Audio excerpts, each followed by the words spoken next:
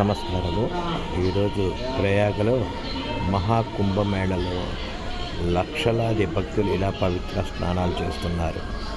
చూడండి, చాలా చలి, అంత భయంకరమైన చలిని కూడా తట్టుకొని ఇంకా చల్లని నీళ్ళల్లో స్నానాలు చేసి వాళ్ళ యొక్క భక్తిని చాటుకుంటున్నారు. ఇంతకన్నా భక్తికి నిదర్శనం ఏంటి? రైల్వే స్టేషన్ నుంచి జనాలు పోటెత్తుతున్నారు. అలానే బస్సుల నుంచి దిగిన వాళ్ళు, ఇతర ప్రయాణ మార్గాల్ని ఉపయోగించుకున్న వాళ్ళు లెక్కకు మించే ఉన్నారు. కాబట్టి ఈ లెక్కను తేల్చడం చాలా కష్టమే.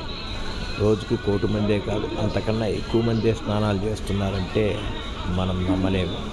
ఒక రకంగా చెప్పాలంటే పాకిస్తాను, బంగ్లాదేశ్ లాంటి దేశాల యొక్క జనాభాకు మించి ఇక్కడ ఈ పుష్కరాల 40 రోజుల్లో స్నానం చేస్తారని